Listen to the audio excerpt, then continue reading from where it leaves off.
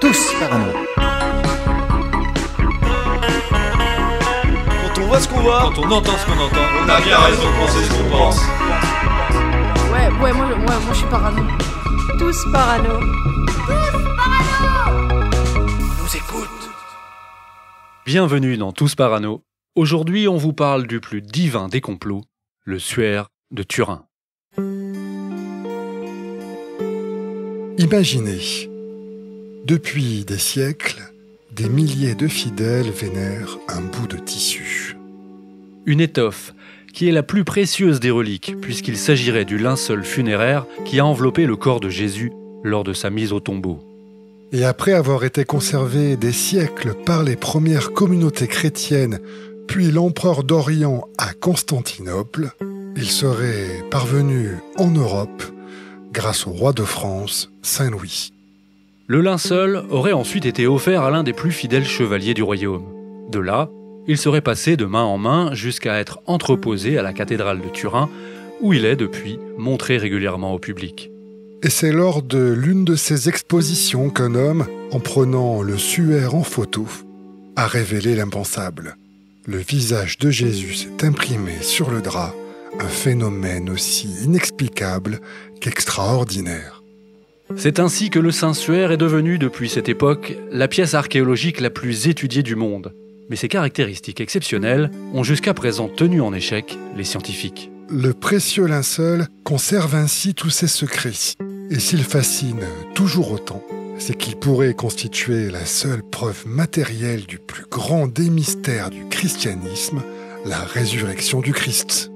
Le Saint-Suaire, c'est l'occasion pour Tous Parano d'aborder l'une des plus grandes énigmes de notre temps qui renvoie face à face science et religion.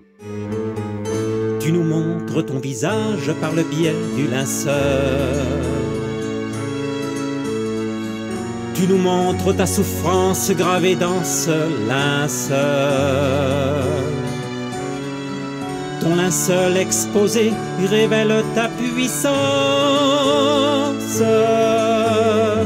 Puissance de vérité, signe de l'espérance.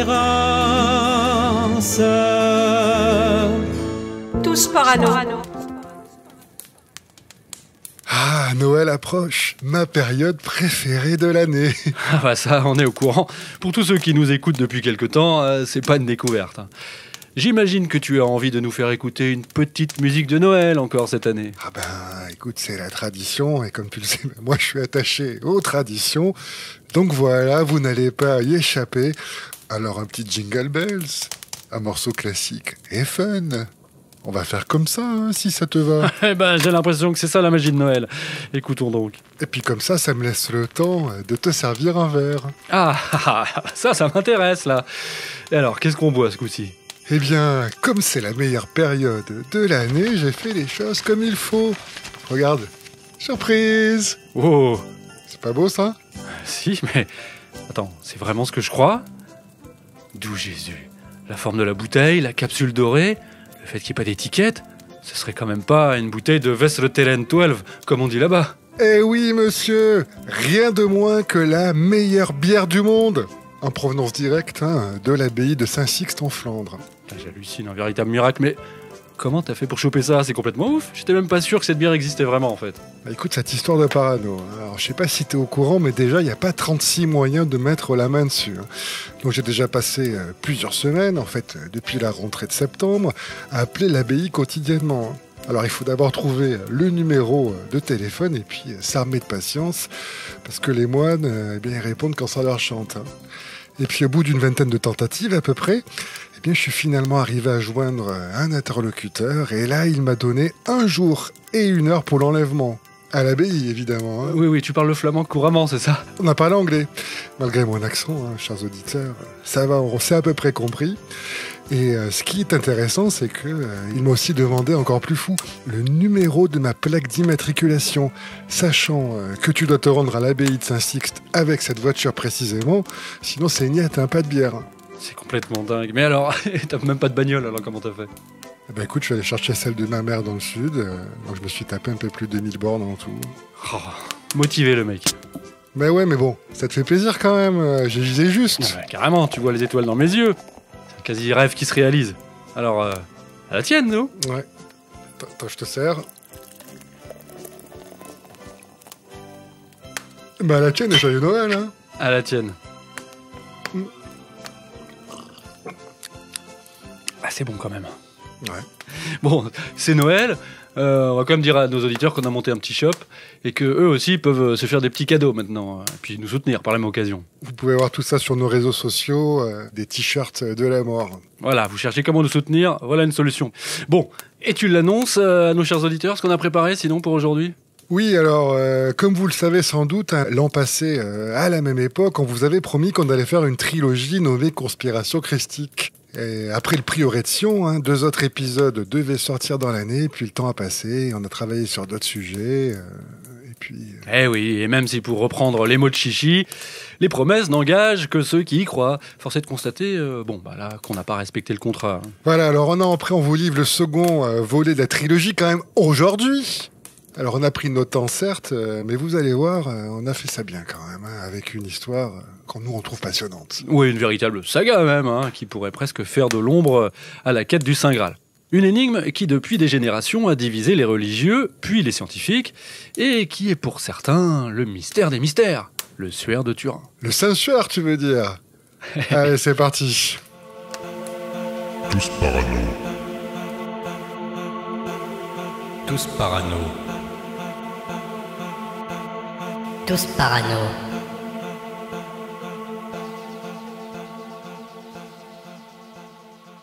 Alors, commençons par le commencement.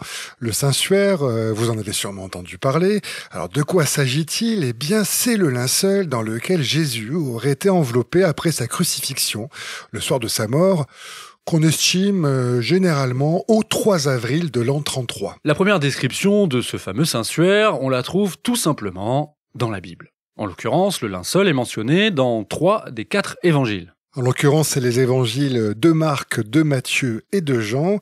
Et toute la question consiste donc à savoir, bien sûr, si le suaire de Turin, un drap de lin de couleur ivoire, qui fait un peu plus de 4 mètres de long et un peu plus d'1 mètre de large, eh bien, il est authentique. Une autre façon de le dire, c'est est-ce que le linceul dont on parle dans la Bible et le suaire de Turin ne font qu'un? Et ça, c'est bien le mystère qu'il faut résoudre. Il y a eu bien sûr énormément de discussions, de controverses à ce sujet depuis des siècles. On va voir tout ça dans le détail, mais ce qu'il faut bien comprendre, c'est que nous sommes là au croisement de la recherche historique, de la foi et de la science, et c'est bien ça qui rend toute cette affaire diablement intéressante, si je peux dire. Alors revenons d'abord au texte des évangiles. Amen. Alors qu'est-ce qu'on nous raconte à son propos? Eh bien, selon la tradition, le fameux Saint-Suaire a été fourni par un disciple de Jésus, un certain Joseph d'Arimathie, qui était quelqu'un d'important à Jérusalem, puisqu'il était membre du Sanhédrin, c'est le grand conseil religieux d'Israël. Ce Joseph d'Arimathie, il avait obtenu l'accord du préfet romain, Ponce Pilate bien sûr, pour ensevelir la dépouille de Jésus dans un tombeau qui, initialement, avait été prévu et creusé pour lui ou un membre de sa propre famille. Lorsque Jésus aurait rendu son dernier souffle, plusieurs serviteurs de Joseph d'Arimathie auraient pris possession du corps, toujours en croix. Ils auraient ôté la non moins fameuse couronne d'épines, arraché les clous. Ils auraient aussi placé sur la tête du supplicié une serviette de lin, accrochée par une épingle à cheveux, masquant entièrement ses traits, car c'était une coutume juive de dissimuler les stigmates de la souffrance chez un condamné. Et pendant ce temps, ce fameux Joseph d'Arimathie, lui était allé se procurer un grand drap de lin blanc, et c'est ce drap qui allait servir de linceul, enveloppant donc Jésus. Et puis, dernière étape, on met le corps à l'intérieur du tombeau. La suite de l'histoire, telle qu'elle est racontée dans les évangiles, est la suivante. 3 jours plus tard, Marie-Madeleine se rend sur les lieux, et elle se rend compte que le corps de Jésus s'est volatilisé.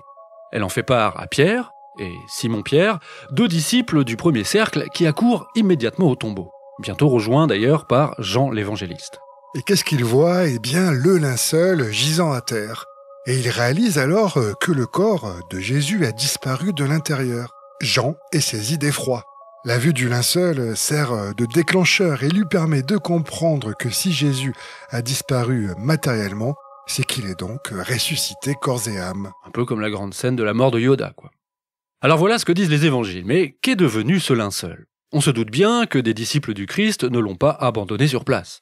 Le bon sens postule qu'il a été récupéré soigneusement et conservé précieusement. Mais le truc, c'est qu'on n'a par contre aucune indication précise à ce sujet.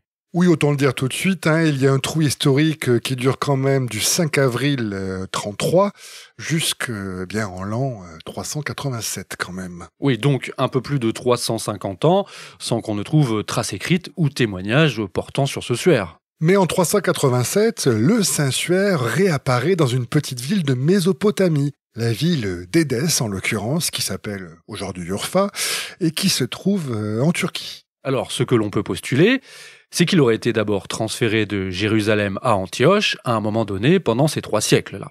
Antioche, c'était la capitale de la Syrie romaine, une ville connue notamment pour abriter une très importante communauté chrétienne qui possédait de nombreux liens avec celle de Jérusalem.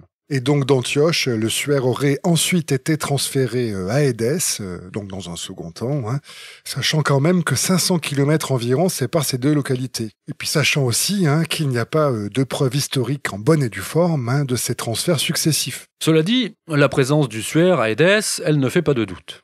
Et ça, on le sait parce qu'il y a plusieurs témoignages qui racontent que des foules nombreuses viennent vénérer ce linge. Alors s'agit-il du linceul authentique ? Celui-là même qui a enveloppé le corps du Christ, il est bien entendu impossible d'en être sûr, mais c'est loin d'être improbable. Ce qu'on peut dire en tout cas, c'est qu'on a à disposition quelques descriptions d'époque du suaire et c'est assez étonnant. On parle d'un linge qui représente le corps, la face ventrale et dorsale d'un homme mort, un homme crucifié, flagellé, avec toutes les traces de la passion du Christ et même des écoulements sanguins, un coup de lance sur le côté droit. Bref, tout cela correspond en tout point au récit des évangiles. Ah, trop beau pour être vrai peut-être. En tout cas, le linceul va rester à Édesse un bon petit moment, puisque c'est seulement le 10 août 944 qu'il est transféré à Constantinople, la grande capitale de l'Empire byzantin.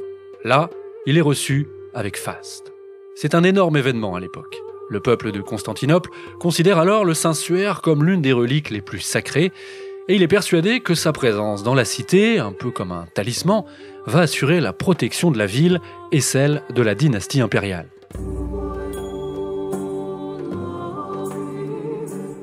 Le Saint-Suaire est tout de suite enfermé dans l'église Notre-Dame du Phare et il n'est montré finalement que de façon très rare au grand public. C'est surtout des VIP, des princes, des rois qui peuvent l'admirer. Louis VII, par exemple, le roi de France, quand il passe à Constantinople, peut contempler le linceul. On dispose là du récit de cet épisode, mais en gros, et pour plusieurs siècles, il n'y a plus d'ostension. Ah, ostension. Ça, c'est un terme, c'est vrai que je ne connaissais pas moi-même, et peut-être vous aussi, auditeurs. On est ici dans du vocabulaire liturgique. Il s'agit en fait d'un mot qu'on utilise pour désigner la présentation d'une relique aux fidèles. Merci pour ce petit précis linguistique et continuons à dérouler le fil de notre récit et nous arrivons au XIIe siècle où s'ouvre la période des croisades, bien sûr. Et en 1204, c'est la 4e expédition du genre. Une campagne désastreuse, on vous la fait courte, levée à l'origine en vue de reconquérir les lieux saints sous domination musulmane. La 4e croisade aboutit en fait au pillage de Constantinople par les croisés eux-mêmes qui s'étaient endettés auprès de ces méchants Vénitiens. Constantinople, une ville pourtant chrétienne. Les destructions ont été terribles. D'où la question, est-ce que le Saint-Suaire a survécu au pillage ? Eh bien, selon toute vraisemblance, oui. En 1207, donc 3 ans après les pillages, on retrouve ainsi trace de sa présence, toujours dans l'église Notre-Dame du Phare.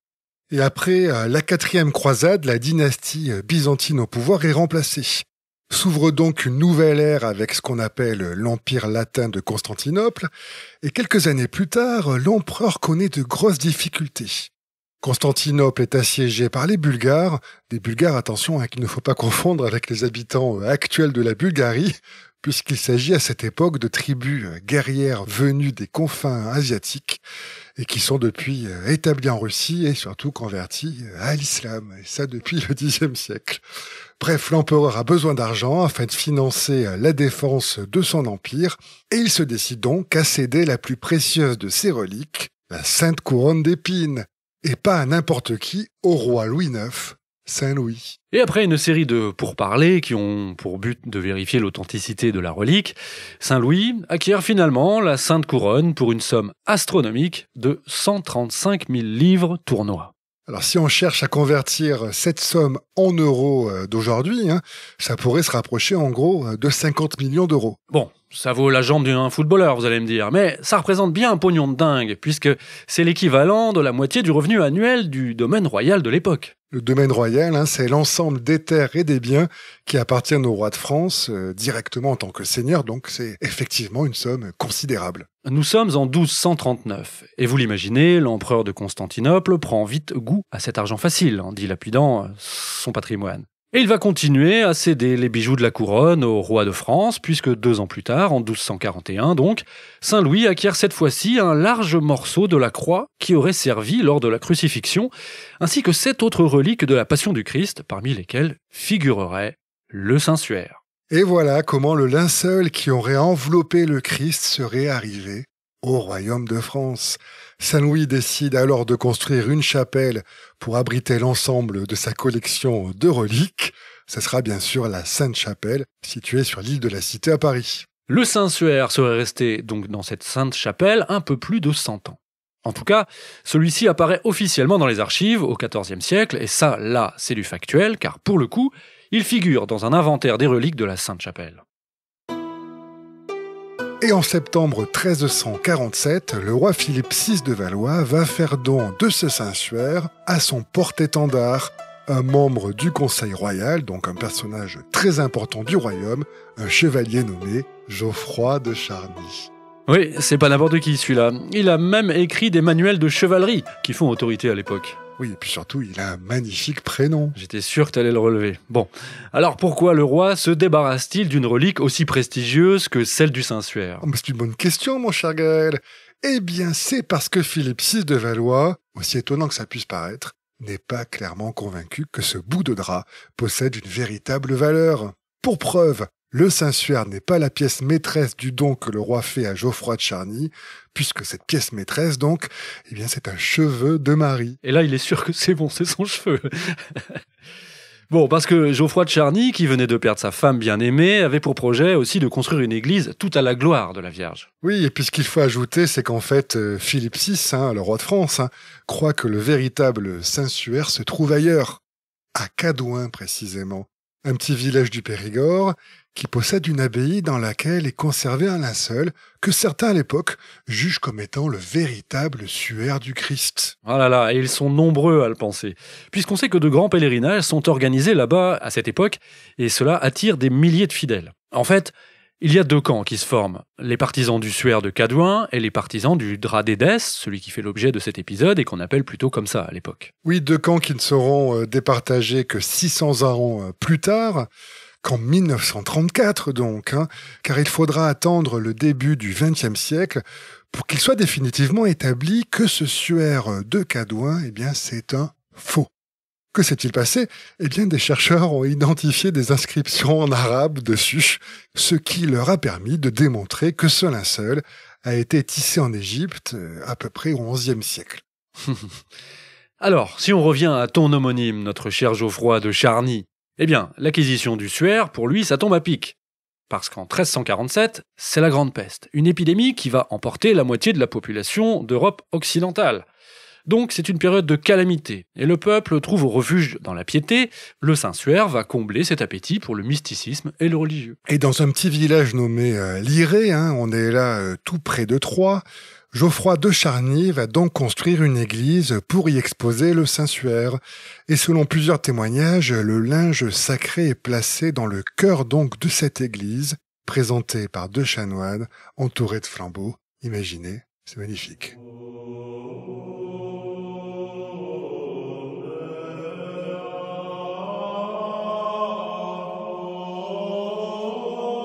Et puis du coup, c'est un succès considérable. Des centaines de pèlerins se rendent sur place pour vénérer le Saint-Suaire. Un succès qui fait des jaloux. En premier lieu, l'évêque de Troyes. Lui, il a besoin d'argent, notamment parce que la toiture de sa cathédrale s'est effondrée et il voit d'un très mauvais œil tous ces fidèles qui se rendent à Lirey et qui ne s'arrêtent plus à Troyes. Et non, il n'y avait pas encore l'andouillette en plus à cette époque.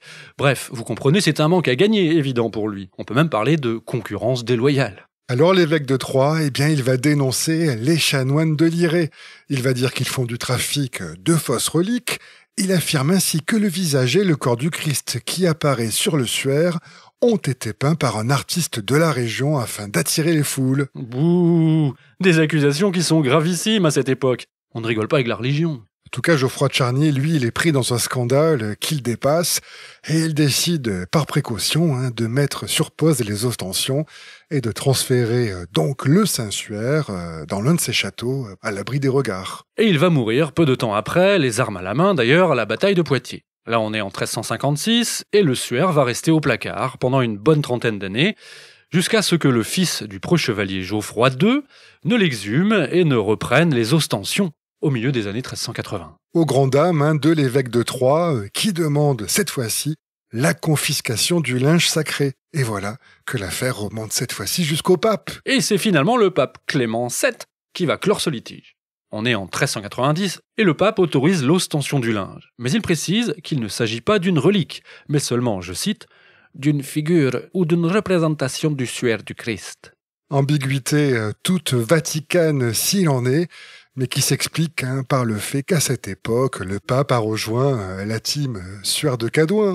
D'ailleurs, pour enfoncer le clou, le pape valide des guérisons miraculeuses et même, excusez du peu, la résurrection de certains fidèles qui, au contact du Suaire de Cadouin, ont repris connaissance alors qu'ils étaient jusqu'alors plongés dans le coma. Ça me rend parano. Je suis parano. Je suis parano. Tous parano. Quelques années passent et le Saint-Suaire va une nouvelle fois changer de main. Après la mort de Geoffroy II, sa fille Marguerite hérite du suaire. Les chanoines de Lirey décident de lui confier la précieuse relique, car ils craignent que des bandes de brigands, qu'on appelle les grandes compagnies, et qui ravagent la France à ce moment-là, ne volent ou ne détruisent le suaire. Marguerite part donc en voyage, y compris loin de la France et du terrible climat d'insécurité qui y règne.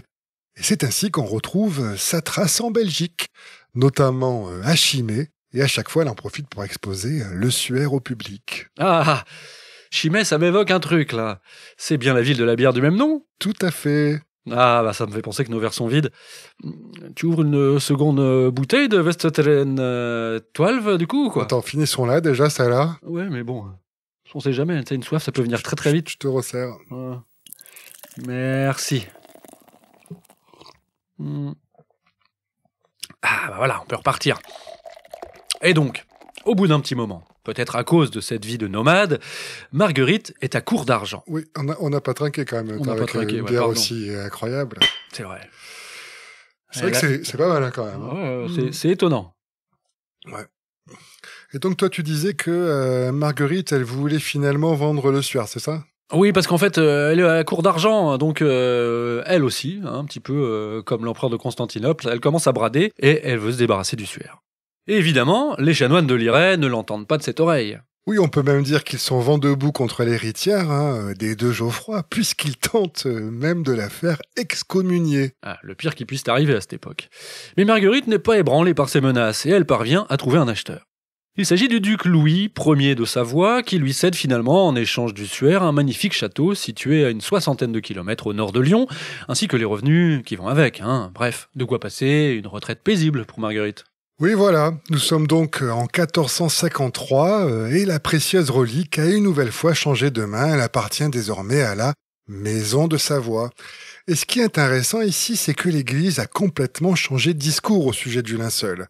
Virage à 180 degrés pour le pape, qui considère désormais que le Saint-Suaire est authentique. Alors, vous le comprenez aisément. Dans ces conditions, le duc de Savoie a fait une bonne affaire. Genre, t'achètes des bitcoins il y a 10 ans. Il va frapper une médaille à l'effigie du suaire et organiser des ostensions pour des foules de plus en plus nombreuses, persuadées de faire face à une véritable relique de la Passion du Christ. Faut dire aussi que le Saint-Suaire est à nouveau invoqué pour conjurer les épidémies. On dit aussi qu'il est à l'origine de miracles en tout genre, et donc on va voir de plus en plus de monde se presser à Chambéry, où le duc de Savoie décide de le conserver. Surfant sur cette mode, le pape Jules II crée en 1506 la confrérie des pénitents du Saint-Suaire, qui compte quand même jusqu'à 500 membres.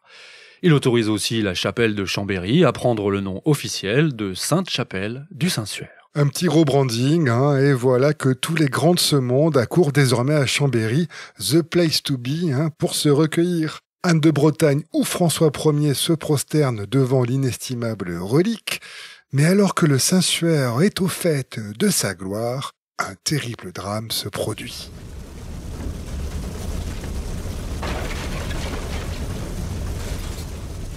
Eh oui, on ne sait pas si c'est un ouvrier qui a malencontreusement jeté un mégot, mais dans la nuit du 3 au 4 décembre 1432, un terrible incendie se déclare dans la chapelle où le linceul est conservé. Alors fort heureusement, on parvient in extremis à retirer du feu le Saint-Suaire au moment où le reliquaire d'argent dans lequel il est entreposé commence à fondre, mais l'étoffe, pliée en 48 épaisseurs, est brûlée à certains endroits. Oui, le Suaire est très endommagé. On y voit d'ailleurs encore les traces de l'incendie aujourd'hui, des marques de brûlure, mais aussi des traces laissées par l'eau qu'on a utilisée pour éteindre le feu. Mais par chance, la plupart des trous se trouvent le long du linceul, et la silhouette du Christ au centre est quasi intacte. C'est un petit miracle, quoi. Enfin, il faut raccommoder le Suaire quand même. Le duc de Savoie confie alors la relique aux Clarisses de Chambéry. Oui, alors les Clarisses, c'est des nonnes, bien sûr, de l'ordre de Sainte-Claire, pour être tout à fait précis. Bon, c'est un peu l'équivalent des franciscains au féminin. Elles s'attellent à la tâche, elles vont passer plusieurs mois à rapiécer le Saint-Suaire. Et pour combler les trous, elles vont utiliser le textile qui est à leur disposition, de la toile de lin, plus ou moins d'époque, et ça, retenez-le, on y reviendra. Une fois restaurée, la relique est enfermée dans une autre salle de la cathédrale de Chambéry et elle n'est plus montrée au public. Et immédiatement, les rumeurs se propagent. On dit que le Suaire a disparu dans les flammes. Et oui, il aurait été totalement détruit et on l'aurait remplacé par un faux conçu par le duc de Savoie. Eh ben, il y en a des rumeurs. Les années passent, et au milieu des années 1570, une terrible épidémie de peste frappe le duché de Savoie. La ville de Milan est particulièrement touchée, des milliers d'habitants meurent en quelques semaines. L'archevêque de Milan, un certain Charles Borromée, se fait alors connaître dans tout le royaume de Savoie et même au-delà. De nombreux témoignages relatent son courage, son abnégation, sa générosité. L'archevêque réconforte les malades, ignorant les dangers de la contagion. Il a même vendu tous ses biens pour prendre en charge les veuves et les orphelins, dit-on. Mais l'épidémie de peste persiste. Alors Borromée joue son va-tout. En 1578, il fait le vœu de se rendre à pied jusqu'à Chambéry pour aller vénérer le Saint-Suaire s'il plaît à Dieu d'arrêter la propagation du terrible fléau. Sans même un masque FFP2, sans même une vaccination, sans même une attestation de sortie, par magie, quelques semaines après ce vœu, l'épidémie s'arrête d'un coup. Là encore, c'est vécu par les contemporains comme un petit miracle. Par les contemporains confinés par un petit miracle. Et donc, l'archevêque de Milan se prépare à honorer sa parole. Il va marcher jusqu'à Chambéry. Mais le duc de Savoie, pour éviter au prélat la fatigue de la traversée des Alpes, décide alors de transférer le Suaire à Turin, la plus grande cité à proximité de Milan. Enfin, ça c'est la version officielle. Oui, parce que officieusement, le duc veut dorénavant faire de Turin la capitale du royaume de Savoie. Et comme il compte y établir sa résidence, il est donc très logique de transférer les trésors du duché dans le Piémont. Et c'est comme ça donc que le Saint-Suaire va être transporté de l'autre côté des Alpes. La relique est portée à dos d'homme par le col du Grand Saint-Bernard et la vallée d'Aoste. Et après quelques semaines de voyage, le précieux linceul fait son entrée à Turin, escorté par l'ensemble du clergé local, revêtu d'habits somptueux et sous les hurrahs enthousiastes des Turinois massés le long du cortège, contents aussi de sortir d'un déconfinement. Certainement. Chacun espère en tout cas apercevoir un bout de la fameuse étoffe. Le cortège traverse les principales artères de la cité, jusqu'à sa destination finale, la cathédrale de Turin. Et là, le Saint-Suaire est déposé sur une table couverte de soie à la vue des visiteurs.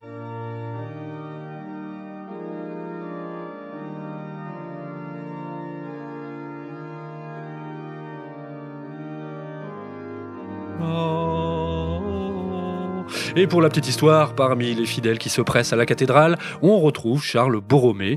L'archevêque de Milan a finalement bien effectué son pèlerinage à pied, comme il l'a promis, 160 km séparent les deux cités. Mais le plus important encore pour notre histoire, c'est que la plus précieuse des reliques va rester définitivement à la cathédrale de Turin, et ce, jusqu'à aujourd'hui.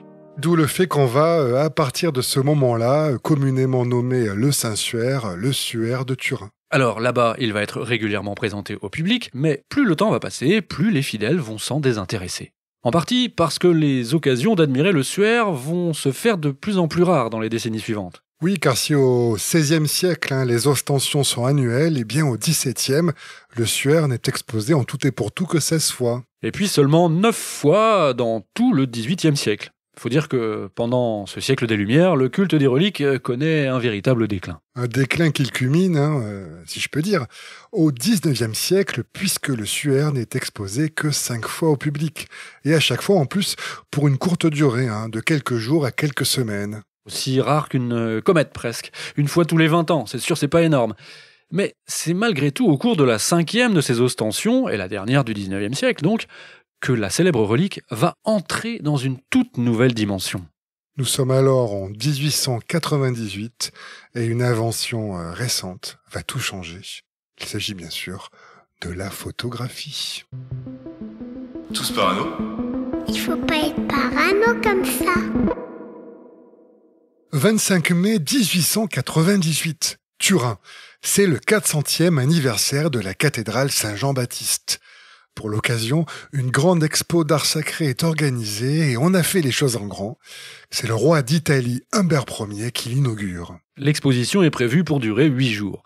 Et parmi les reliques présentées au public, vous vous en doutez, il y a le fameux Saint-Suaire, qui repose ici depuis plus de 3 siècles maintenant. Le roi d'Italie en est désormais propriétaire. Et il a accepté, il y a quelques semaines, que l'on puisse le prendre en photo pour lancer une campagne de publicité internationale. C'est une grande première. Et c'est ainsi que le 28 mai, 3 jours après l'ouverture de l'exposition, 2 heures après la fermeture des portes de la cathédrale, un homme entre dans la chapelle, désormais déserte, avec tout son matériel photographique, le fameux Secondo Pia. Alors un peu plus de détails sur ce monsieur, Secondo Pia est une figure de la ville de Turin. Il est avocat, mais aussi membre du conseil municipal et surtout, c'est un passionné de photographie qui possède tout le matériel nécessaire. Et puis pour ne rien gâcher, il habite à 2 pas de la cathédrale et il a transformé son appartement en studio photographique en y installant l'une des premières chambres noires de l'histoire de la photo quand même. Et tout cela l'a conduit à être nommé photographe officiel de l'exposition par le roi lui-même, appuyé par le clergé local. La classe quand même. Alors, Pia a fait quelques essais avant cette soirée-là, mais tous se sont révélés infructueux. Faut dire qu'il doit faire face à certaines contraintes. Oui, pour avoir une photo exploitable, c'est assez compliqué en fait sur le plan technique. Alors déjà, le Suaire est placé sous une vitre, donc faut faire attention aux reflets. Il n'y a ni électricité, ni lumière artificielle dans l'église, et la journée, la lumière naturelle du soleil n'est pas assez forte pour prendre une photo bien nette. D'autant plus que le temps d'exposition est très long pour obtenir un seul cliché. Il faut donc que la lumière soit constante pendant une dizaine de minutes. Alors si la photo est prise en journée, il suffit finalement d'un gros nuage qui passe devant le soleil pour que tout soit à refaire. Pia est donc parvenu à la conclusion qu'il devait prendre ses photos absolument de nuit, une fois le soleil complètement couché, et donc en utilisant ses propres lampes. Et puis, il y a une autre contrainte. Il faut que Secondo Pia parvienne à faire bien ressortir les traces du corps de Jésus que l'on observe sur le Suaire. Or, avec l'effet du temps, sans parler du fameux incendie de Chambéry, souvenez-vous, ces marques ont presque disparu. On devine bien une silhouette et un visage grisé sur le drap de lin beige, mais de là à ce que tout cela apparaisse clairement sur une photo, c'est pas gagné. Alors Pia va finalement prendre 2 photos du Saint-Suaire, dans 2 poses respectives, 14 minutes, puis 20 minutes. Techniquement, c'est vraiment un autre monde. Une fois ces clichés pris, il remballe son matériel et file chez lui pour les développer. Il plonge les plaques photosensibles dans le bac de développement, et là, le reste appartient à la légende. Car ce qu'il découvre sous ses yeux le fait presque défaillir. L'espace d'un instant, ses mains deviennent froides, tremblantes. La plaque photographique manque même de lui échapper. Il voit apparaître un visage, il est littéralement pétrifié. Parce qu'il se rend compte que le linceul a en réalité les propriétés d'un négatif de photographie. Et négatif sur négatif, ça donne un positif. Le suaire de Turin, à l'œil nu, ne permettait que de deviner la forme d'un corps, tout au plus.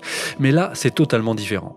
Ce qui apparaît en négatif, c'est bien un visage reconnaissable entre mille, avec des yeux fermés, de longs cheveux qui viennent mourir sur les épaules et lui cachent les oreilles. Et surtout, une barbe bifide, celle de Jésus de Nazareth, celle du Christ. Pia n'a aucun doute, c'est un miracle. Secondo Pia s'empresse alors de prévenir les autorités ecclésiastiques.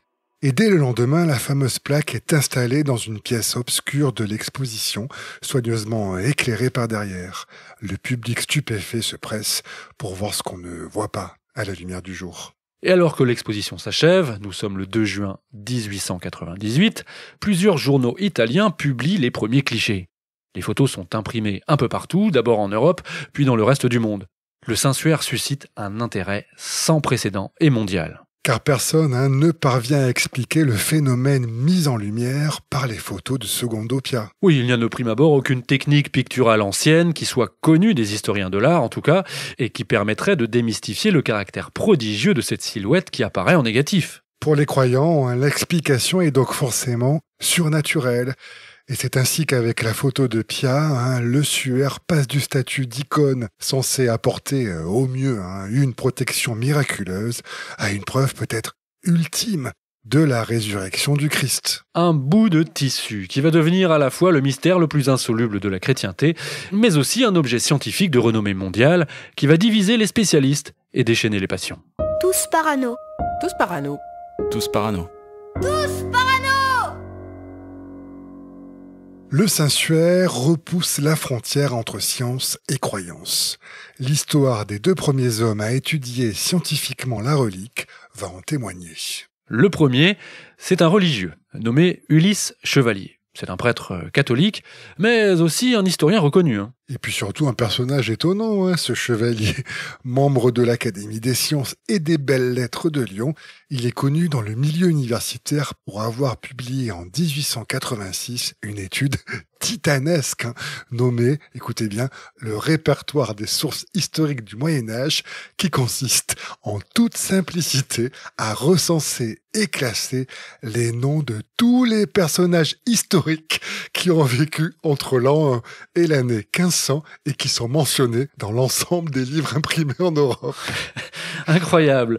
En 1903, il remet le couvert et publie sa monumentale topobibliographie, dont l'objectif est encore rien de moins que de cataloguer tous les noms de localités apparaissant dans l'ensemble des livres imprimés consacrés à l'histoire du Moyen-Âge. Bref, Chevalier, c'est le pape de la bibliographie, le Wikipédia du début du XXe. Et un dieu vivant la classification. Et malgré son appartenance au clergé, eh bien ce chevalier est réputé pour traquer sans relâche les reliques douteuses, les faux miracles ou encore les mensonges de l'Église. C'est un véritable ayatollah de la vérité historique. Et donc en 1900, il publie un long article appelé « Étude critique sur l'origine du Saint-Suaire de Liret-Chambéry-Turin ». Il s'agit tout simplement du premier travail académique consacré au précieux linceul. Chevalier commence par recenser toutes les reliques qui pourraient prétendre être le véritable linceul du Christ. Il s'agit donc de linceuls qui sont revendiqués par leurs possesseurs comme étant authentiques et qui ont été transportés de manière certaine d'Orient en Europe au cours du Moyen-Âge. Et là, Chevalier en dénombre 14. Et parmi ces 14 suaires, il ne parvient pas à en faire matcher ne serait-ce qu'un seul avec le suaire de Turin. Et puis surtout, il exhume de nombreux documents qui étaient alors inconnus du public. Aux archives départementales de l'Aube, il retrouve les traces de la controverse qui a opposé, souvenez-vous, l'évêque de Troyes, partisan de la non-authenticité du suaire, et la famille de mon homonyme Geoffroy de Charny. Et en examinant de près cette affaire, ces derniers doutes se transforment en certitude. Le suaire est un faux. Ce n'est qu'un vulgaire bout de drap qui remonterait tout au plus au XIVe siècle et qui a été utilisé dans le seul but d'accroître son prestige. Oui, sa conclusion est claire, hein, le Saint-Suaire n'a rien de saint. Il ne serait que l'une des très nombreuses fausses reliques produites durant le Moyen-Âge et qui encombrent depuis les sacristies. Tout le reste est fantasme, élucubration infondée et superstition. Et le moins que l'on puisse dire, c'est que cette prise de position ne fait pas l'unanimité auprès de la hiérarchie ecclésiastique, qui est plutôt, elle, acquise à la thèse de son authenticité. Hein. L'Église est divisée, mais ce n'est pas la seule institution qui va s'écharper sur cette question. Car l'université va suivre. 2 ans après les conclusions d'Ulysse Chevalier, voilà qu'un autre savant va venir semer la zizanie au sein de la communauté scientifique. Il s'agit d'un certain Yves Delage, professeur d'anatomie à la Sorbonne. Alors lui, il est bardé de diplômes, hein, docteur en sciences naturelles, en zoologie, en médecine, et depuis la déflagration occasionnée par les prises de vue de Pia en négatif, il a décidé de se jeter à l'eau. Delage est devenu obsédé par la relique et il veut être le premier universitaire à résoudre ce mystère. Il a donc effectué ses recherches, mais avec un postulat plutôt courageux pour un homme de science de cette époque. Il ne veut surtout pas laisser le poids de la religion brouiller les pistes. Autrement dit, il souhaite prendre ses distances avec l'anticléricalisme primaire de ses collègues, tout cela bien sûr au nom de la recherche de la vérité scientifique. Oui, être le plus objectif possible, ne pas avoir d'a priori, ne pas chercher à confirmer son hypothèse de départ en excluant d'emblée tous les éléments qui viendraient s'y opposer. C'est la pure démarche scientifique, mais c'est plus facile à dire qu'à faire. D'autant plus que Delage est athée et qu'il ne tient pas en haute estime l'Église. Hein. Et puis surtout, il subit une certaine pression de la part de sa corporation. Et ouais, il sait qu'il est attendu au tournant par les autres scientifiques qui s'attendent à ce que son travail, à la suite de celui d'Ulysse Chevalier, enfonce le clou, si je puis dire, et rejette définitivement la thèse de l'authenticité du suaire. Et c'est ainsi qu'en 1902, après de longs mois de recherche, il est temps de présenter ses conclusions. Delage donne une conférence à l'Académie des sciences, vénérable institution dont il est membre. Il prend la parole devant un parterre d'universitaires et devant aussi quelques journalistes. Et le moins que l'on puisse dire, c'est que cette conférence, elle va rester dans les annales. Oui, parce que Delage va totalement rejeter la thèse de Chevalier.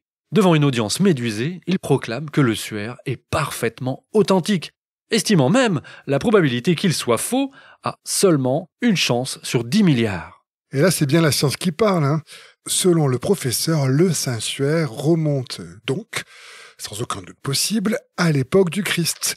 Il n'a donc pas été confectionné au Moyen-Âge. Car il faudrait, dit-il, que si l'image était une peinture due à un faussaire, je cite, il y eût existé à cette époque un artiste capable de faire une œuvre à peine à la portée des plus grands peintres de la Renaissance, et que cet artiste, de plus, soit resté inconnu. Selon Delage, donc, le seul doute qui persiste consiste à savoir si l'homme dont les traits apparaissent sur le linceul est le Christ, ou bien s'il s'agit d'un contemporain de Jésus, comme un criminel de droit commun qui aurait été lui aussi crucifié par les Romains et dont on ne connaîtra jamais l'identité. Un crucifié inconnu, quoi. En tout cas, Yves Delage va profiter de ce moment qu'il passe à la tribune de l'Académie des sciences pour faire la morale à ses collègues universitaires qui, selon lui, sont aveuglés par leur volonté de taper sur l'institution ecclésiastique. Je le cite une nouvelle fois.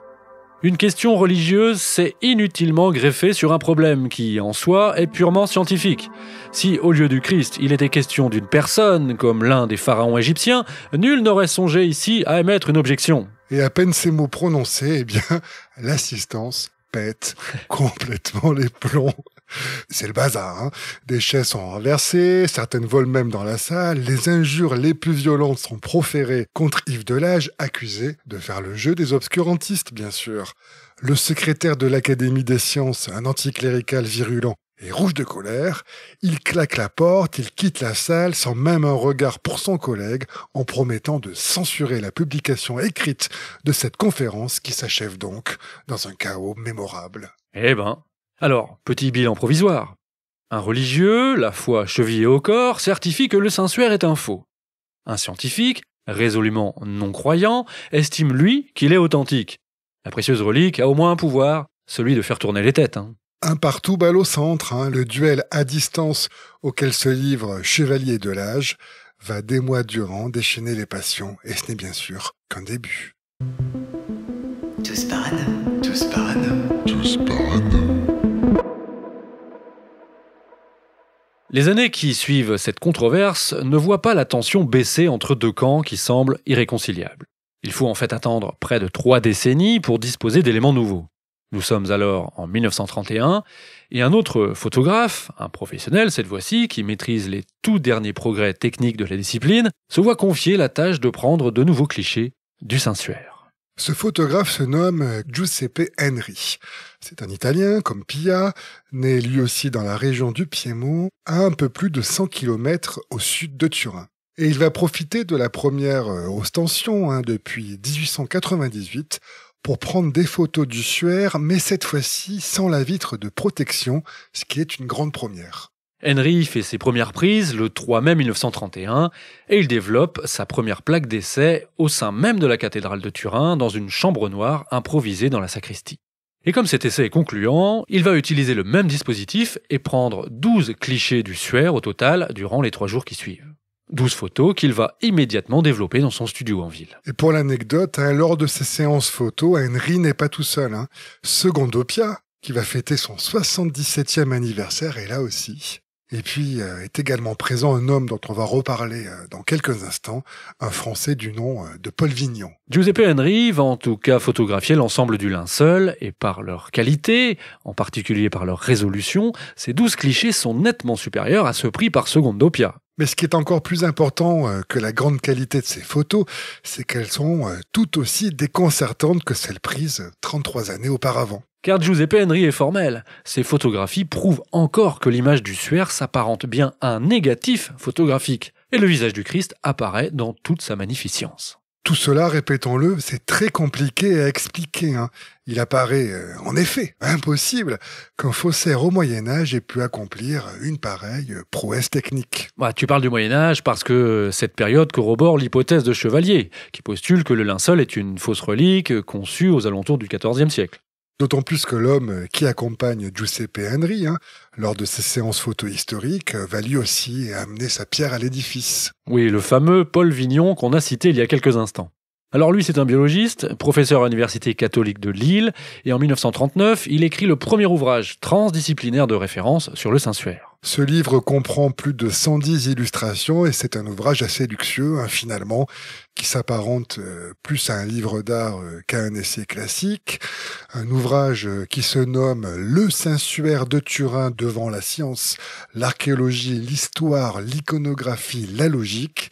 Tout un programme donc. Et après un examen minutieux du Suaire et des nombreuses sources dont il dispose, Vignon est parvenu lui aussi à une conclusion.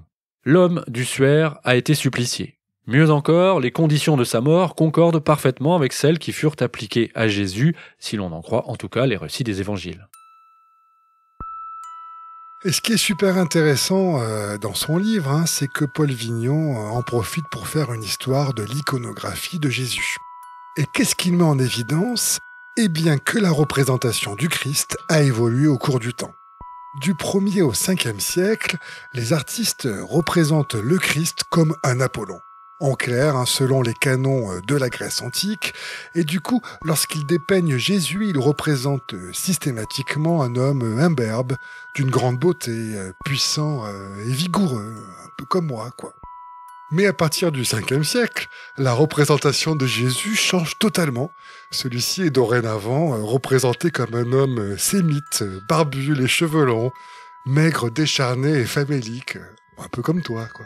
Moi, je dis que nos familles trancheront en étudiant nos linceuls dans quelques années, quelques décennies.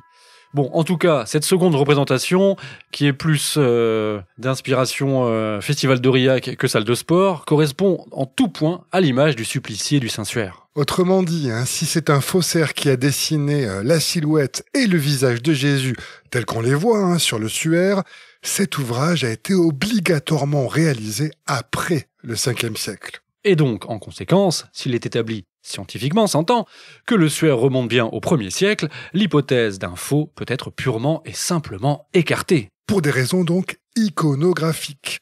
Et quelques mois après la parution de l'ouvrage de Paul Vignon, un autre Français, toujours avec un profil scientifique, va aller encore plus loin. Il s'agit d'un certain Pierre Barbet, et lui, il est chirurgien à l'hôpital Saint-Joseph à Paris. Et c'est le premier qui va se pencher sur le sang du linceul. Il va soumettre les empreintes corporelles et sanguines du sensuaire à un double examen, anatomique et physiologique. Et ces résultats sont sans appel. D'après Bardet, il s'agit bien du sang d'un homme qui a subi de très graves traumatismes.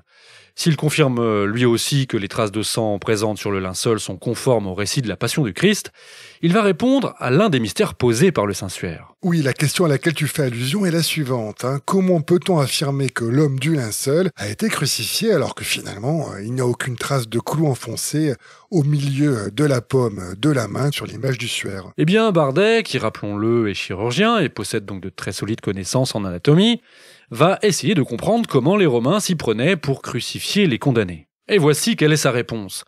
Selon lui, les bourreaux ne plantaient pas de clous dans la paume des mains des condamnés.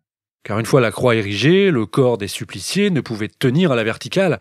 Ils glissaient et ils tombaient, les clous déchirant leurs mains, justement à cause du poids du corps. Et donc l'astuce, bien connue par les Romains, consistait à implanter les clous, non pas dans la paume des mains, mais dans un tout petit espace de chair situé dans le poignet qui se situe à la jonction de 4 petits os. Un espace qu'on appelle aujourd'hui l'espace de Desto. Et là, en s'y prenant de la sorte, le corps tenait à la verticale. Mais avec une petite particularité, lorsque le clou était enfoncé à cet endroit bien précis, eh bien, puisqu'il touche un tendon, le pouce du crucifié se rétractait. Et là où ça devient intéressant, c'est qu'en étudiant l'image du sensuaire, Bardet constate que le pouce de l'homme du linceul s'est lui aussi rétracté. Voilà donc qui confirme scientifiquement, selon Bardet, que l'homme du linceul est non seulement mort d'une mort violente, mais surtout qu'il a bien été crucifié. Même si aucune trace de clou dans les paumes des mains ne figure sur l'image du linceul. C'est ainsi que l'hypothèse de l'authenticité du sensuaire se trouve plus que jamais renforcée. Et d'ailleurs, si on se penche à nouveau sur toute la tradition iconographique, disons aussi que toutes les images de la crucifixion qui ont été réalisées depuis les premiers siècles de notre ère, et ce jusqu'à la fin du Moyen-Âge, dépeignent systématiquement Jésus sur la croix avec des clous enfoncés dans la paume des mains. Et donc, en toute logique, si le suaire était le fruit du travail d'un faussaire, il y a toutes les chances du monde pour que celui-ci ait représenté Jésus avec deux clous enfoncés dans la paume de la main. Sans parler du fait qu'il semble encore une fois inconcevable qu'un faussaire de l'Antiquité tardive ou du Moyen-Âge disposait des connaissances anatomiques suffisantes pour avoir l'idée, tout simplement, de peindre ce pouce rétracté. On dit que le diable est dans les détails, eh bien là c'est l'inverse. Voilà un pouce rétracté qui change tout. Oui, même c'est un bon gros doigt d'honneur tendu à l'adresse des partisans de la non-authenticité du suaire. Alors du coup, en face, on relève la tête, on est fier de la relique. Le pape de l'époque, Pie XI, rallie officiellement l'Église au camp de l'authenticité du linceul, qualifiant le sensuaire, je cite, « de chose la plus sacrée que nul autre au monde ». Mais malgré les travaux de Paul Vignon et de Pierre Bardet, malgré la consécration papale, l'unanimité est loin d'être acquise dans les rangs des scientifiques.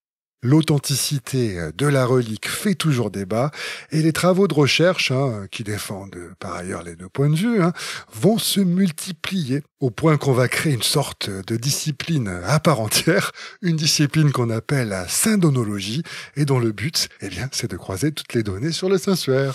Ah bah tiens, on avait parlé de la brigitologie dans notre épisode consacré à l'épouse de notre Illuminati national.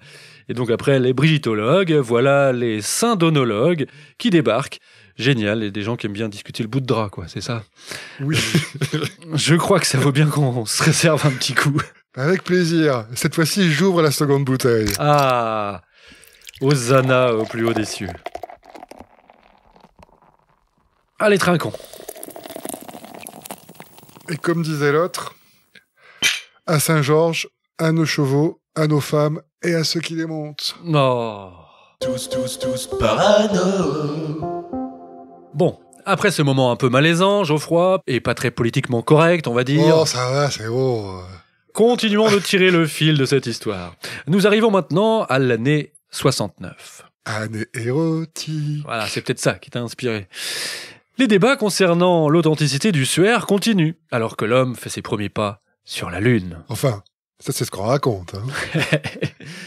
Une commission de spécialistes est désignée par l'archevêque de Turin, avec l'idée de résoudre définitivement le mystère. On constitue donc une équipe et on va prendre les premiers clichés du linceul en couleur cette fois-ci. Et puis surtout, un criminologue suisse du nom de Max Freisulzer rejoint le groupe d'experts quelques mois après le début des travaux. Et lui, il va encore en rajouter une couche. Freisulzer, c'est un scientifique éminent qui a obtenu une reconnaissance internationale dans le domaine de la recherche d'indices microscopiques.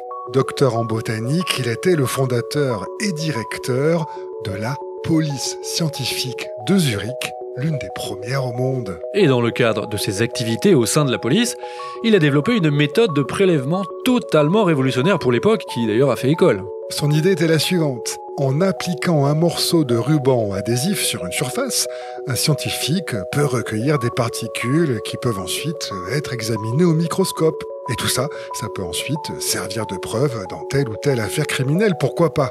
Une technique en tout cas qui peut sembler comme ça toute bête, mais qui est toujours, comme tu le sous-entendais, utilisée par les polices scientifiques du monde entier. Ouais, j'ai toutes les VHS de la série Les Experts à Zurich. Preuve que ça marche, quoi. Auréolé de cette réputation de Sherlock Holmes du microscope, il apparaît comme l'homme de la situation. Mark Freisulzer va donc effectuer des prélèvements de poussière directement sur le tissu du sensuaire en utilisant sa méthode du ruban adhésif. Nous sommes là en 1973. Et par la suite, pendant près de 5 ans en fait, il va effectuer plusieurs voyages en Terre Sainte, mais aussi à Istanbul, l'ancienne Constantinople donc, également dans la région d'Édesse, en Turquie toujours, et en France et en Italie. En fait, il repasse dans tous les lieux où le sensuaire a été transporté et où il a pu être conservé, et ça, depuis la mort de Jésus. Son but, finalement, est assez simple, collecter le maximum de grains de pollen dans ces régions pour ensuite les comparer avec ce qu'on retrouve sur le linceul. Oui, donc en gros, il va reprendre le chemin que l'on a détaillé au début de cet épisode pour voir s'il retrouve les mêmes pollens dans ceux du tissu. Après ces années de recherche, ses résultats sont sans appel. Max Freisulzer recense 58 espèces de pollen différentes sur le linceul, et parmi celles-ci, 13 proviennent de plantes qui poussent exclusivement dans les déserts de la mer Morte, du Negev ou à Jérusalem, et ce, seulement entre les mois d'avril et de mai. Autrement dit, c'est les mois présumés de la mort de Jésus à l'an 33. Sachant en plus que l'espèce de pollen qui figure en plus grande quantité sur le linceul ne pousse, elle, que dans une toute petite zone géographique située entre Jéricho et Jérusalem. Tu dis petite zone, car moins de 50 km séparent ces deux villes. Donc pour Freisulzer, vous le comprenez, l'ensemble de ces éléments semble indiquer que le linceul provient bien de Palestine, ce qui va donc dans le sens de l'authenticité du suaire. Ces conclusions sont corroborées par le directeur du département botanique de l'université hébraïque de Jérusalem, qu'on peut difficilement soupçonner d'avoir un biais pro-suaire, en raison de son attachement à la foi chrétienne. Le Saint-Suaire serait authentique ? Voilà bien une hypothèse qui, à ce moment-là, a le vent en poupe.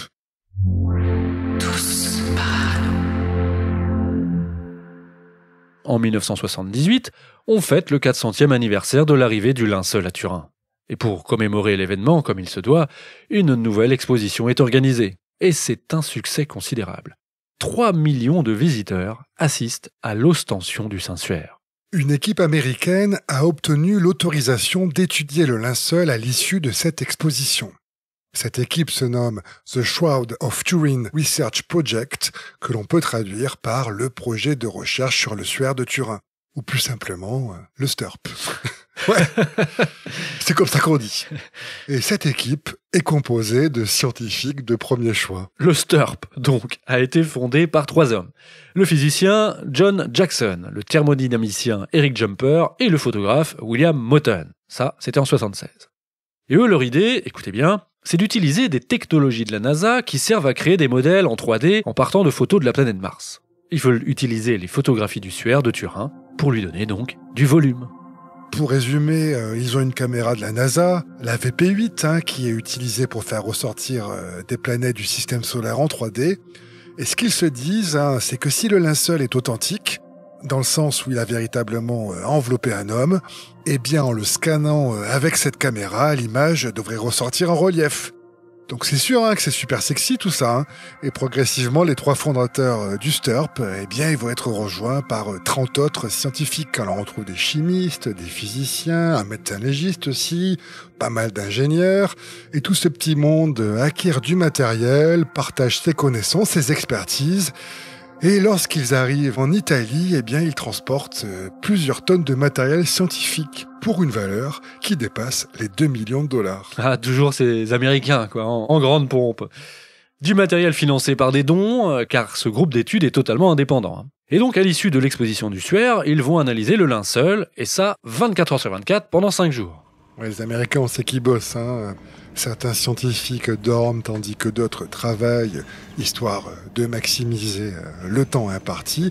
Et ils vont donc, en assez peu de temps, finalement, réaliser un travail considérable, puisqu'ils vont prendre plus de 6000 clichés de la relique, faire des analyses aussi au rayon X et même à l'infrarouge. Et après ces 5 jours intensifs et 3 ans d'analyse, en 1981, le STURP livre enfin ses résultats. Et voici un extrait de leur rapport final, je cite « Nous pouvons conclure pour l'instant que l'image du Suaire est celle d'une forme humaine réelle, celle d'un homme flagellé et crucifié. » Et il conclut, je cite, « L'image reste un mystère, et à moins que de nouvelles études scientifiques à l'avenir ne le résolvent, le problème demeure, à l'heure actuelle, sans solution. » Pour les partisans de l'authenticité du Suaire, l'heure est au triomphe.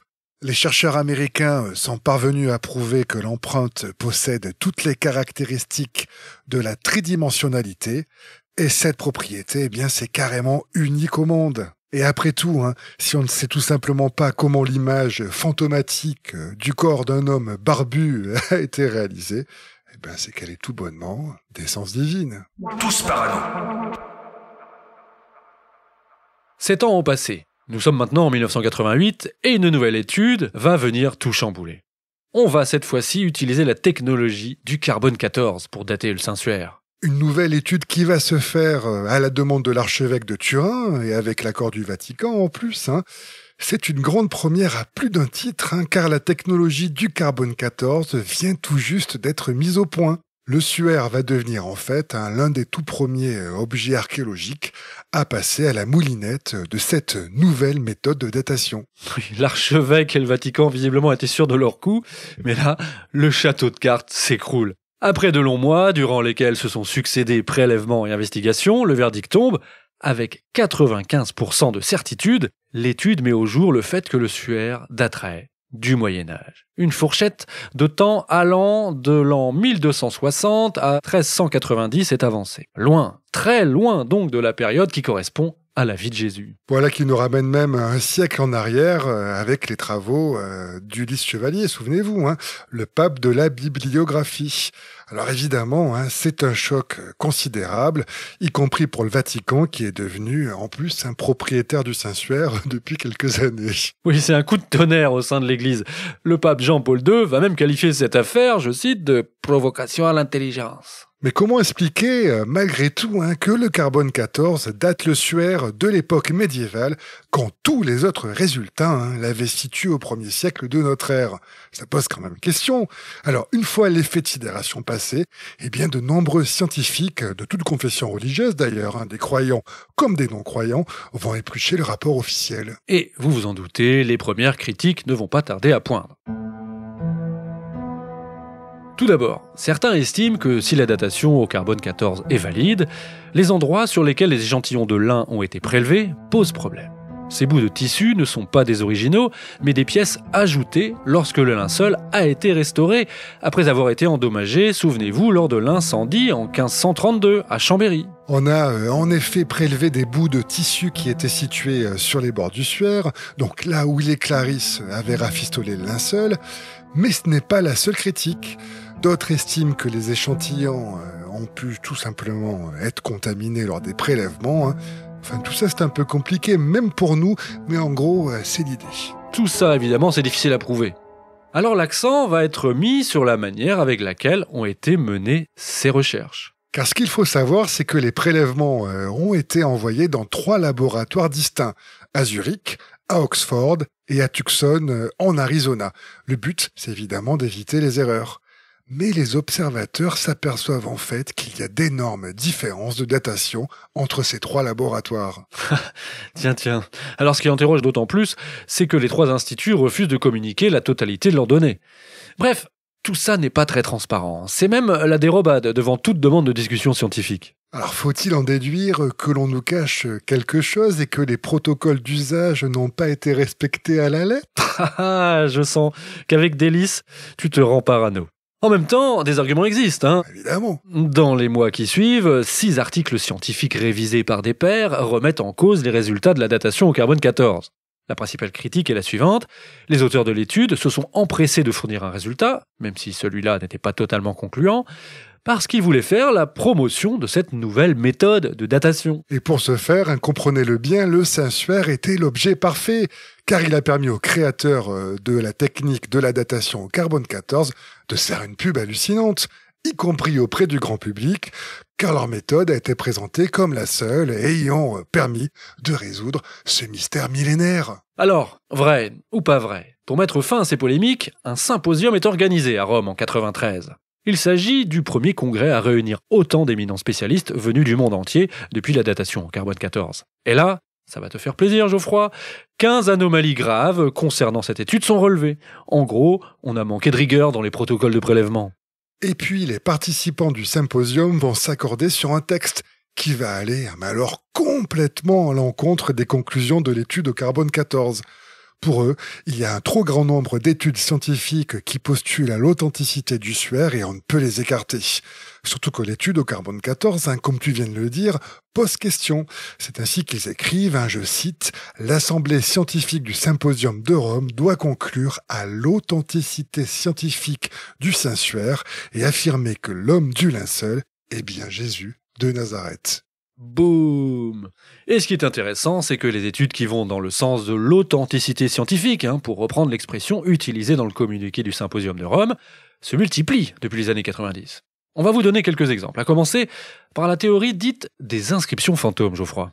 Alors cette théorie, elle remonte pour le coup aux années 70. À l'origine, ces 2 hommes, un pharmacien milanais passionné par le sujet, secondé par un professeur à l'université catholique de Milan, qui ont relevé sur le négatif de certaines photos du suaire des traces d'écriture situées près du visage. Ces 2 hommes sont parvenus à isoler les mots Nazeranou de Nazareth, ainsi que le bout de phrase In Nessem Ibis, que l'on peut traduire par « à la mort tu iras », des découvertes incroyables, mais qui ne font pas leur grand bruit.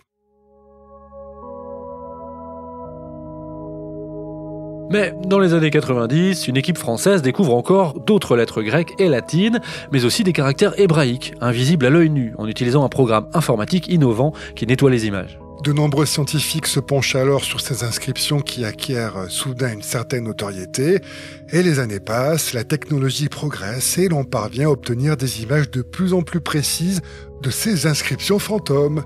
La théorie s'affine, ces inscriptions proviendraient d'un certificat de décès écrit sur un papyrus et posé sur le linceul pour que la famille puisse reconnaître le corps du supplicié au moment de sa restitution.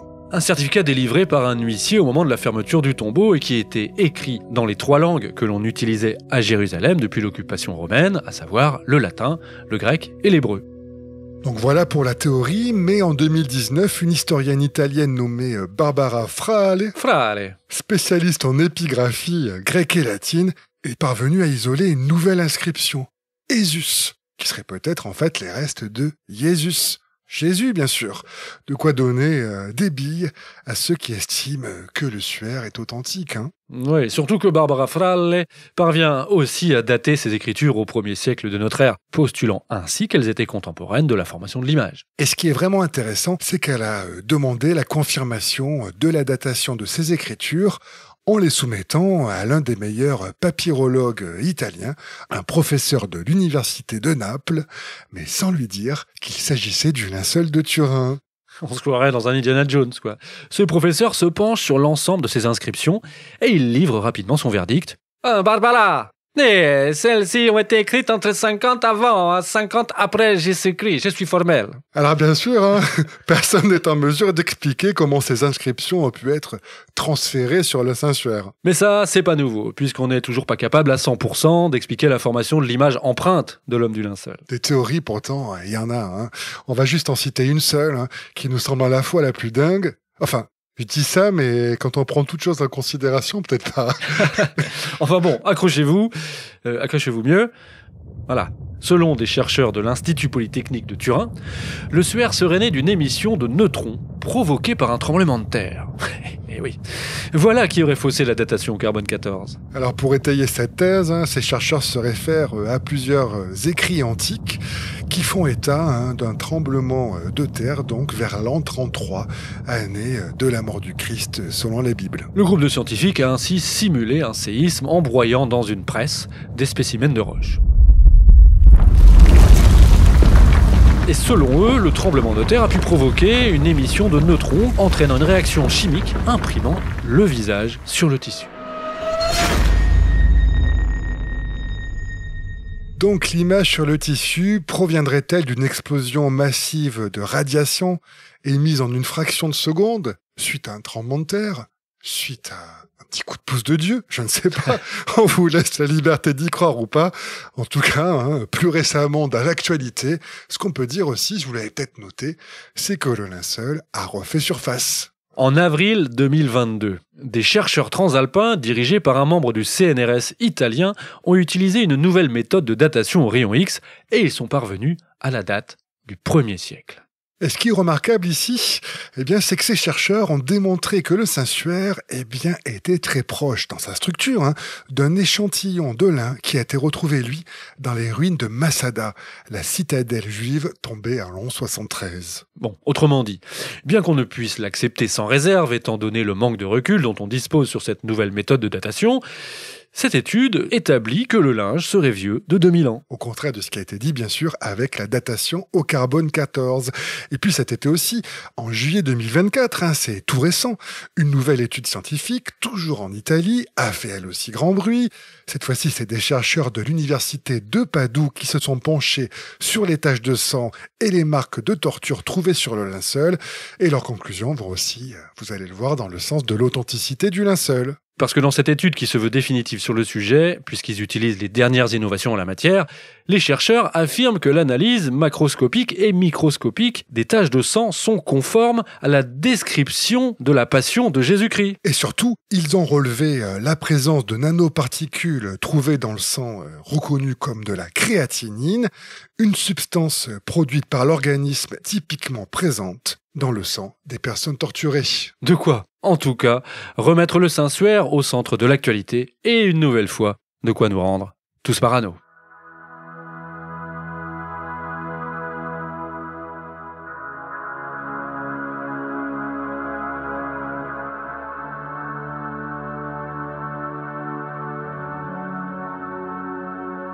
Nous l'avons vu, le suaire de Turin est à la fois une énigme scientifique et un mystère religieux.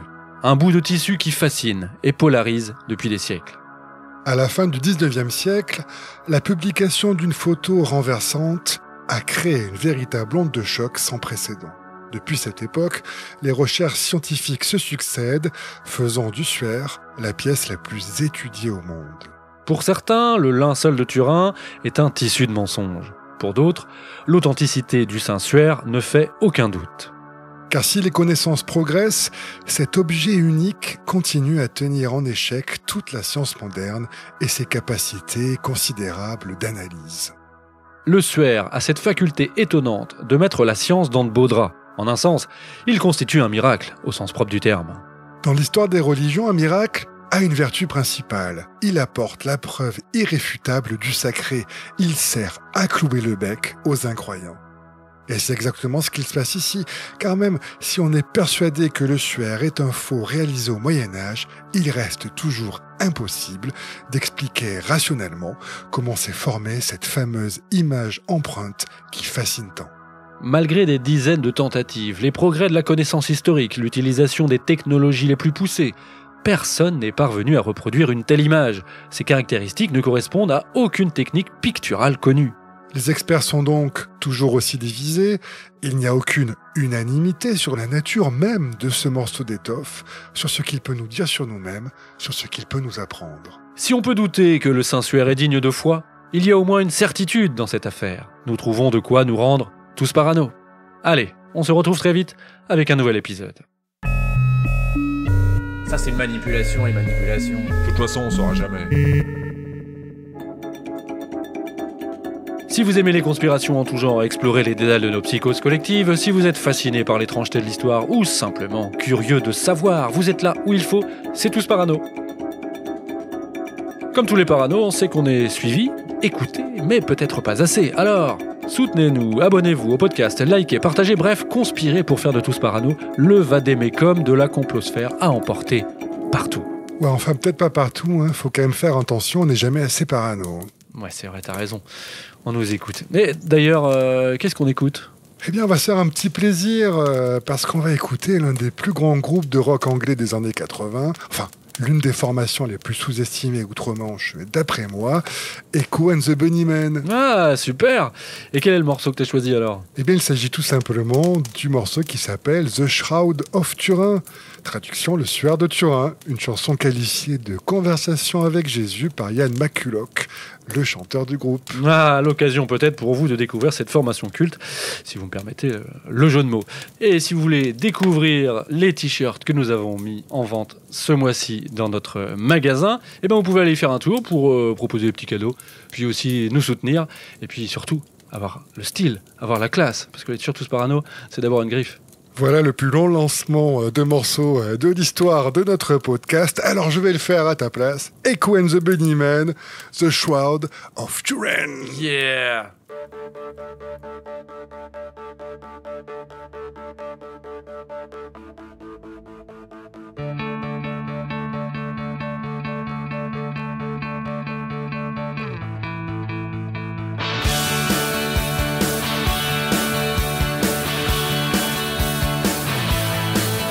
I saw him, he saw me, that you're in stained shroud and women. He cried and I cried, we both died, laughing him and me.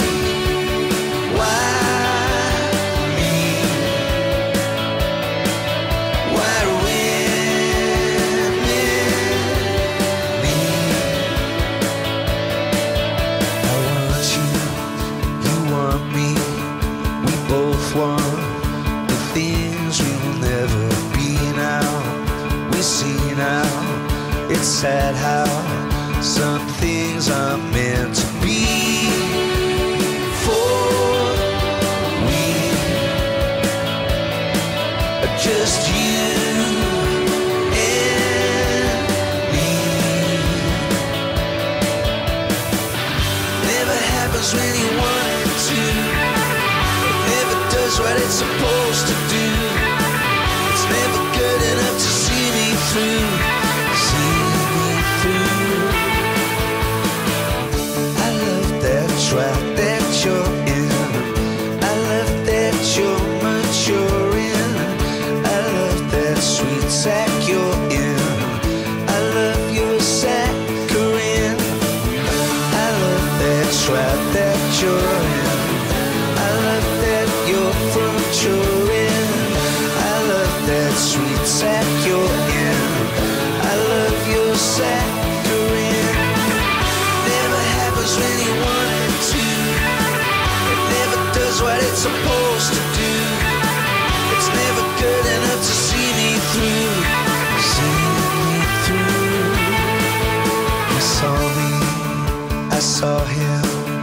We both saw beneath each other's skin, deeper than deep.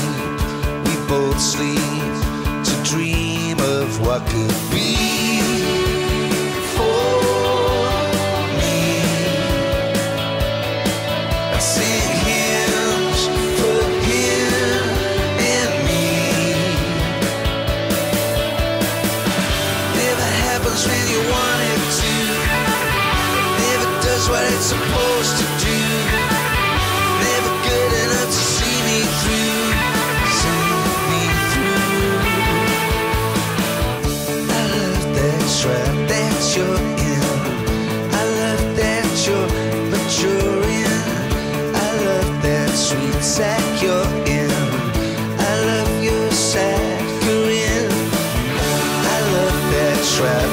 you're in.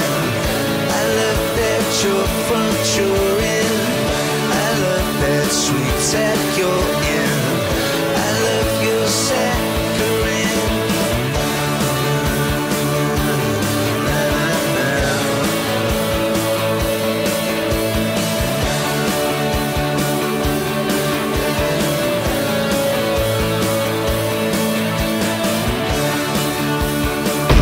Non mais oh, c'est pas un peu fini ce boxon? Mais putain, c'est quoi tout cela? Vous allez me ranger tout cela? Putain, sinon c'est vous qui allez finir en linceul sur ces t-shirts.